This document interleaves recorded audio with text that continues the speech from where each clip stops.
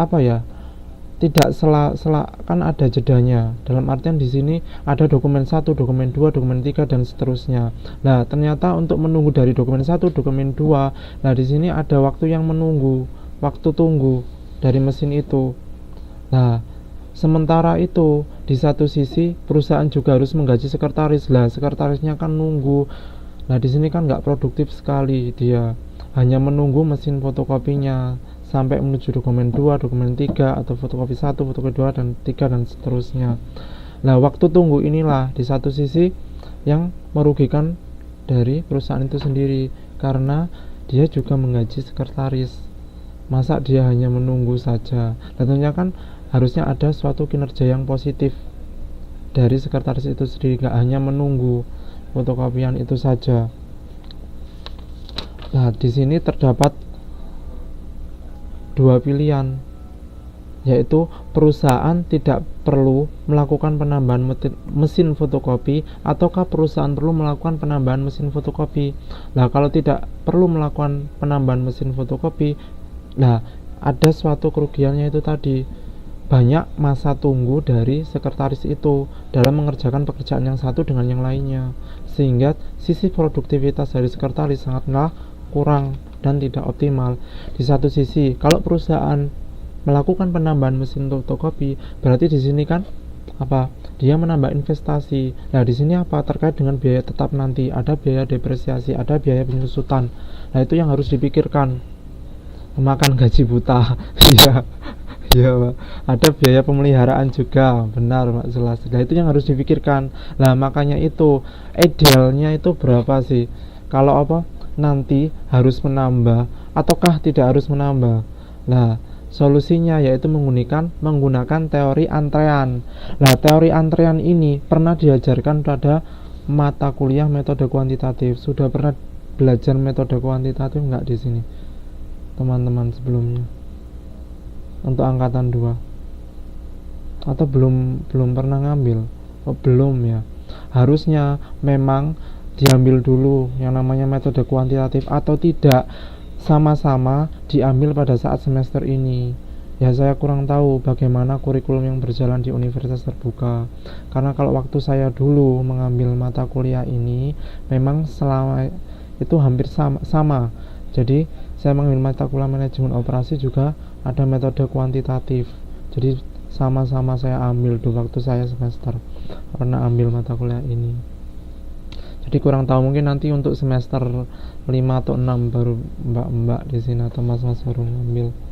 Ya, yang jelas coba dipahami saja dari sini, atau coba cari referensi bagaimana metode kuantitatif yang membahas tentang jalur atau teori antrean ini. Ya, semoga nggak ketemu, pasti ketemu mbak itu nanti, mungkin nanti semester 6 menjelang semester atau mau skripsi, teman-teman di sini pasti nanti ada metode penelitian sama metode kuantitatif. Ya, nah di sini solusinya ada dua, yaitu tahap tunggal jalur ganda, yaitu multi channel single page. Nah, apa itu? Tapi sebelum kita apa definitif dari tahap tunggal jalur ganda itu sendiri, pertama-tama kita harus mengenal dulu apa itu channel, apa itu phase. Nah, phase di sini yaitu tahap, sementara channel adalah jalur. Dari sisi definitifnya untuk tahap di sini yaitu berapa kali pelayanan yang harus dilakukan dalam sebuah rangkaian pelayanan. Contohnya di sini, teman-teman angkatan 2 mau belanja entah ke toko biru, toko kuning atau Carrefour atau dan lain sebagainya. Nah, di sini tentunya kan harus melewati, setelah belanja banyak kan harus melewati kasir, nggak mungkin lewat pintu keluar, pasti bunyi nanti, pasti kena jalur, pasti kena satpamnya. Tentunya kan langsung menuju kasir agar bisa aman dan bisa dibawa pulang.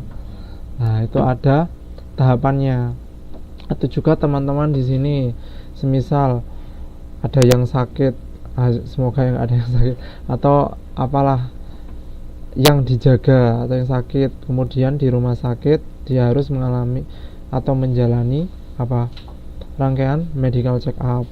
Nah, tentunya kan ada beberapa kan, apalagi dia medical check up semuanya, tentunya kan ada pengambilan darah, kemudian ada yang diambil air seninya dan kawan-kawannya. Nah, ada tahapan-tahapannya. General medical check up. Ya, untuk kemudian ada channel atau jalur. Di sini terkait berapa banyak titik pelayanannya.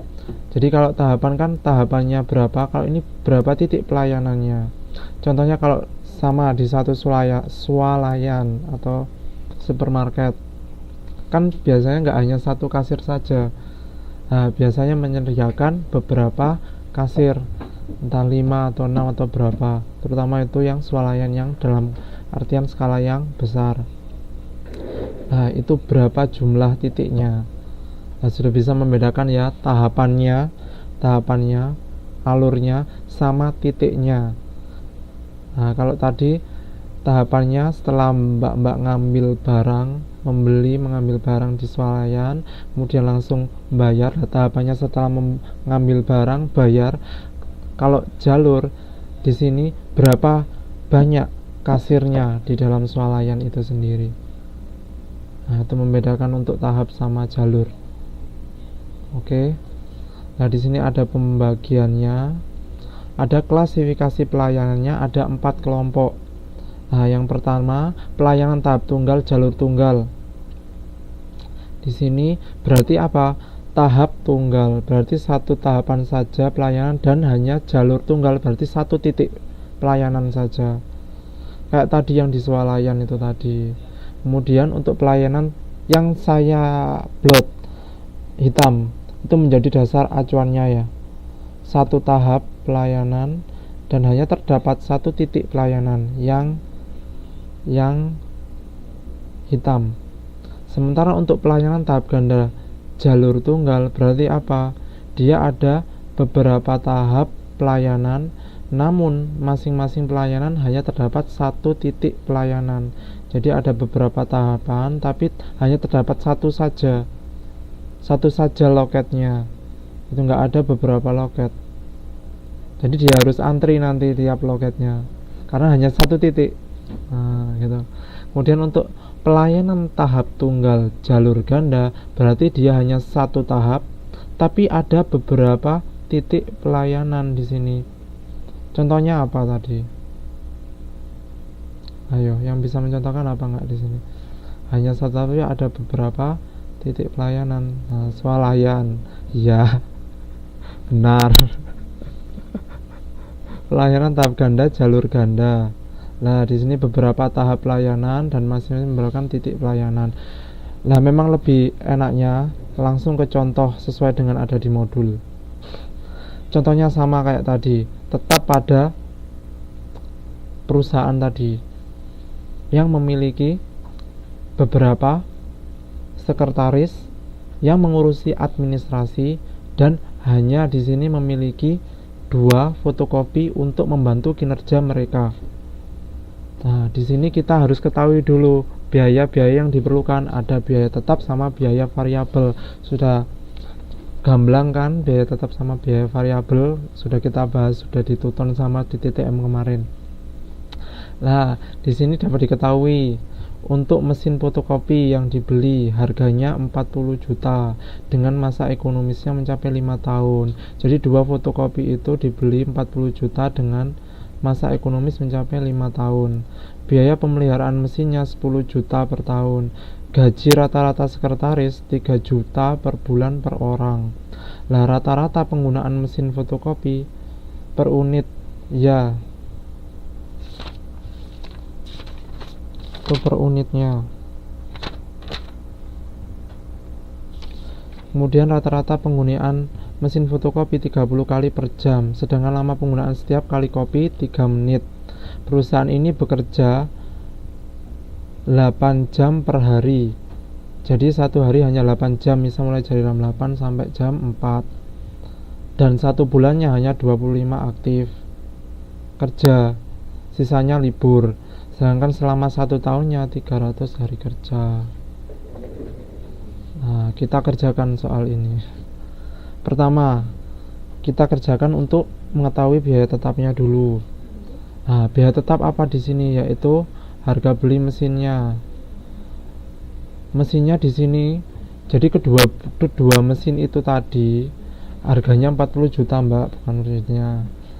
Dari biaya pemeliharaannya 10 juta. Yang dicari di sini yaitu biaya pemeliharaan sama depresiasi, bukan harga beli mesinnya. Jadi pemeliharaannya 10 juta sama biaya depresiasinya. Depresiasi dicari dari 40 juta min 0 dibagi 5 tahun. Karena di sini mengestimasikan perusahaannya dia 5 tahun, kemudian dia bisa untuk membeli mesin yang baru atau jaga-jaga. Karena kan dilihat juga kan masa ekonomisnya suatu produk itu sendiri. Jadi untuk depresiasi penyusunan dia harus men-saving. Mesinnya 2 Mas. Mbak. Biaya depresiasi itu sama dengan penyusutan Mbak. Harga beli mesinnya tuh 40 juta Mbak. 40 juta itu semuanya.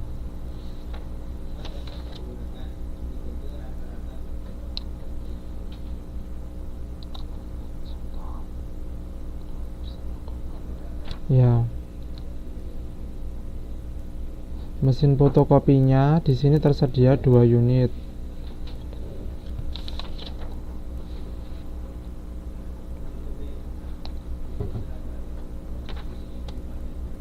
Bentar.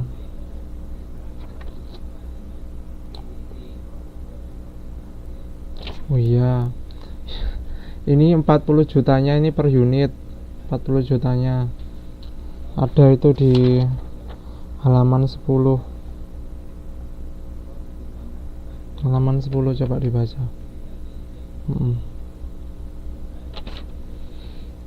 Nah, di sini untuk mesin fotokopinya terdapat 2 titik pelayanan kan ada 2 unit. Nah, kemampuannya 60 menit dibagi 3 menit sama dengan 20 per jam. Itu sama dengan mu. Dan penggunaan kedua mesin 30 kali per jam. Jadi satu jamnya dia digunakan 30 kali. Jadi ini lambdanya. Nah, penggunaan kedua rumus ini harusnya sudah dipelajari pada metode kuantitatif. Dan di sini di modul sudah diketahui berapakah waktu sekretaris yang diperlukan dalam sistem antrean. Seperti ini hasilnya. Dan ini menggunakan pemrograman. Jadi nanti pada saat metode kuantitatif Mbak akan diajarkan bagaimana program menggunakan ini softwarenya, ya, bagaimana penggunaan mu sama lambdanya ini. Nah, untuk lebih jelasnya pada saat nanti metode kuantitatif. Jadi sudah diketahui, harapannya nanti memang di soal sudah memang tersedia waktu sekretaris dalam sistem antrian sudah diketahui dalam soal seperti itu.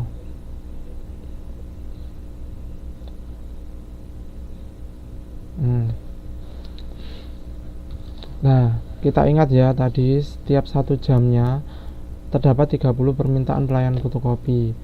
1 harinya ada 8 jam kerja dari jam 8 sampai jam 4. Sehingga 1 tahunnya 300 hari atau sama dengan 2400 jam kerja. Nah, untuk waktu staf sekretaris. Untuk waktu staf sekretaris di sini. Di sini ada 2 unit. Oh iya, Mbak Uswatun. Ada Mbak Uswatun. Oke, monggo silakan bergabung.